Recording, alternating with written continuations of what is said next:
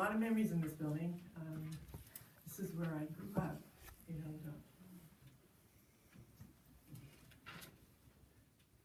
this is where I learned about unconditional love. This is where I learned to make sanity of my life. This is where I learned to have a testimony of Jesus Christ. And my mother, she had anxiety a lot of her life, and she battled with mental illness. But she made sure that I always had a place to go to church. And but I'm supposed to do the eulogy, and so I needed to share some of my mother's stories. And many of her stories were like in envelopes, in cards, because my mother was the greatest pen pal of all. She was very generous and unselfish. And some of the stories that I've heard from her lifelong friends. I mean, I have some of my friends here today that I've known for over 40 years. And they've both been here with me in good times and bad times. And my mother, I think she knew, she had a strong testimony, but because of her mental illness and the things that she struggled with, she really had a hard time expressing things, I think.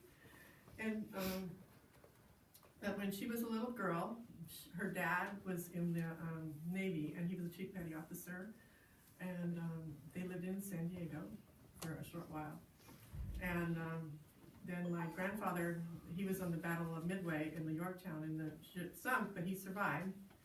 And they moved to Los Angeles, and my mother, they moved into a small 2-bedroom home on 87th Place, I think that was the name of the street. And it had a beautiful porch in the front. It was kind of a beige color with a red tile roof. A beautiful backyard. I remember spending many times on the porch swing in the backyard with my grandparents and my mother and my dad, and feeling a lot of love on the swing. And I think that's kind of why I love porch swings, porches to this day, and swings. I even have the swing in our backyard in our house. But I remember the flowers in the yard were so beautiful too, and there was like a Chinese lantern that I really, really loved. Some of my mother's friends were telling me that she had a bike when she was 10, and my mother was an only child, and so all of her friends became her siblings, is basically what had happened, I think. And some of her friends didn't have the means that my grandparents had, and so my mother would let them take the bike home at night. And here my youngest brother loves riding bikes, and so it was really sweet. And but anyway, so they put more miles on that bike than my mother did, but my mother wasn't selfish, she was giving of that. And so they knew her since elementary school. And let's see, I had her friend Bobby, she told me it was really hard for her to kind of summarize 69 years of friendship. And Bobby and her, they met, I think, in junior high school, which would have been Edison, I think is what it was. And they would, Bobby was here for a short while, then they moved to Kernville, and then she came back, I think, when she was a freshman year, and she ended up at Fremont High School. And she had many stories. She said that they would knit and crochet together, they would watch TV, because my grandfather, he had one of the first people on the block that had one was black and white TVs. And so it was like a big thing back then. And so they had like the first TV on the block, so they would spend time doing that. But Bobby said that one thing she could say about my mother was she was kind, she had compassion, she was thoughtful, she had empathy, she was caring, and she was very loving. She said, I will never have a friend as special as she was to me. Let's see. My mother loved to travel. When I was a child, we moved from Lakewood, a street on Fanwood, and we moved to Longview, Texas, where my dad went to school, and he was working as an engineer in Kilgore or Longview area. And that was a real happy time in my mother's life. She really loved Texas, and she always wanted to go back. And my brother Rick was born in Texas in 1961. I think, is that right? Yeah. Mm-hmm. And so we were there, and I remember I loved Texas too, because I loved sitting in the house we had, and I remember looking out the plate glass window and seeing these incredible lightning storms, and it was just beautiful. And we had a beagle dog, and it got hit one night, and I remember, and I was probably only 4, but I remember my dad carrying this poor dog, and he buried it in the yard. And they always had, both my mom and dad had a tender heart for animals, cats and dogs, and they just were really tender with them. I remember going to church with my mother in Texas and going to the Mormon church, and we would walk there, and it was a really happy time for my mom. I remember learning to like cut beans or peas or whatever. Snap peas, in Texas. I mean, when I retire, maybe we can move there. I don't know, but I can afford it. No, I'm just kidding. Anyways, but my mom always loved that. And then I remember when I was a little kid, I had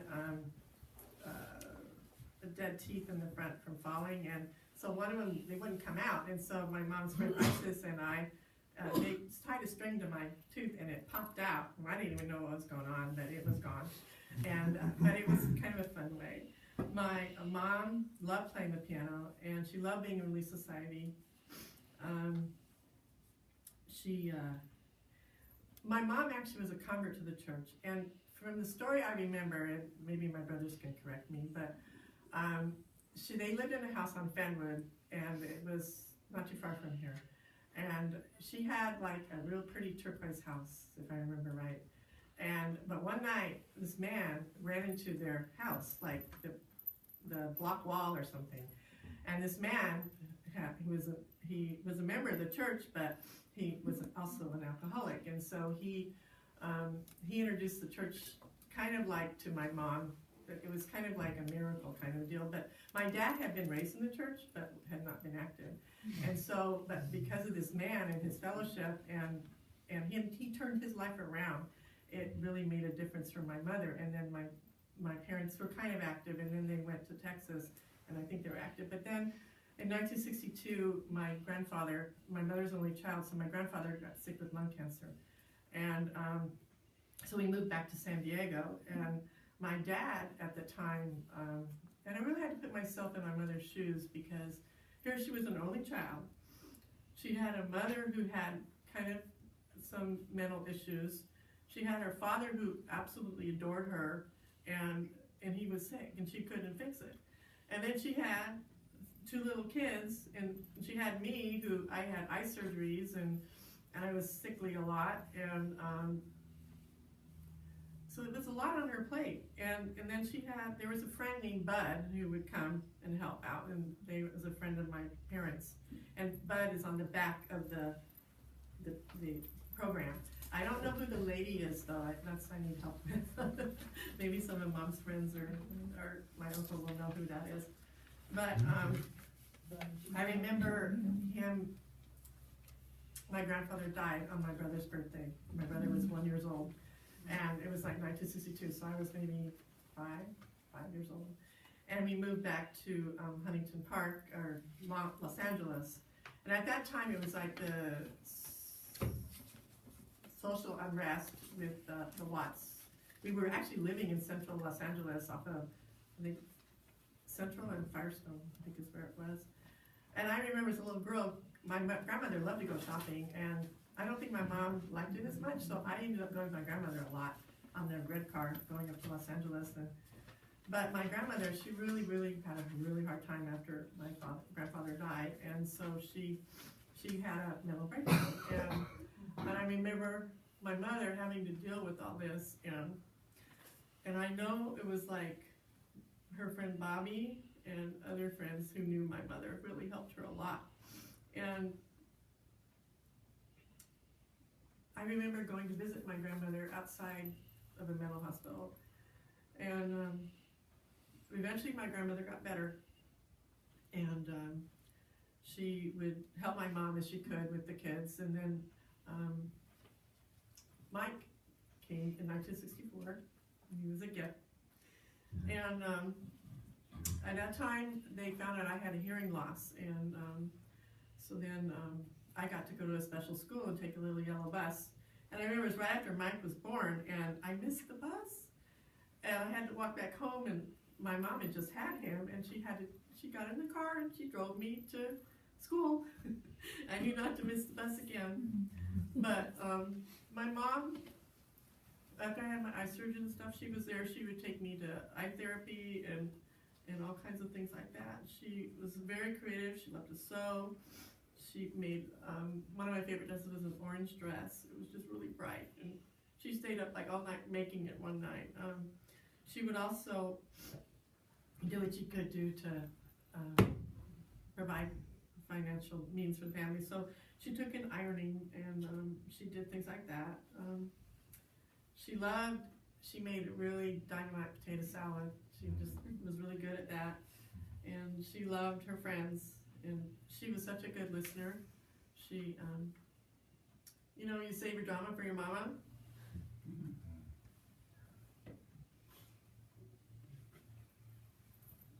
My mom was a really good listener. And there was a time in my life where my mother really had a really hard time. And she, sorry. I have to keep clearing my throat so I can stop crying, because that's the trick. Anyway, so my mother in her 40s, she was not very happy, and she had depression and stuff like that. And so she, I ended up leaving the house, and it wasn't a good situation. And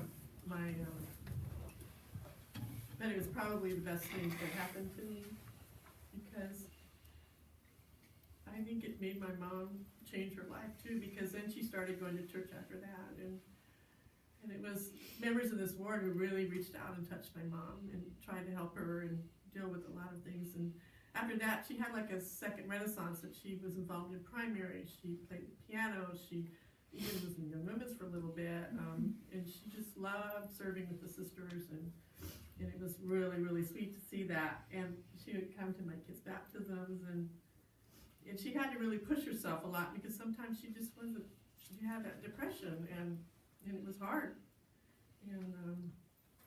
And my husband, I remember one time, it was really, my dad called me, I think, because she was so depressed, and I had to, literally, Dave and I got her out of her bedroom, and I got her into the ER, and got her back on medication, and she snapped out of it again.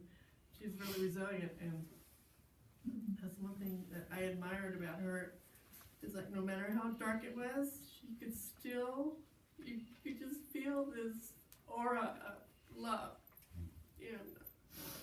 And then Christmas time, I was not in California. I was in Iowa with my kids, my other kids, like Jared and his wife and our 3 little grandboys. And my friend Vicki, she went to visit my mom Christmas Day. And she said my mom was so happy. And she sang songs with her. And she said that she could feel the spirit, and that my mom was at peace. And that was the hardest thing for me, is like, I always wanted to try to help my mom and fix her and make life better the way I thought it should be, as it worked for me.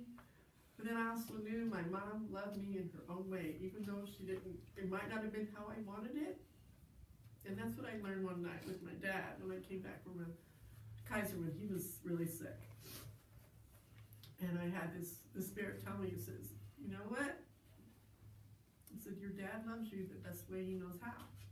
It might not have been what you expected, but it was the way it was. And I had to learn to, and it was like I felt this burden released from my shoulders. It was like, you know, my mom had choices, and she made these choices. But I wanted to leave you a message too, where my mom worked really hard. She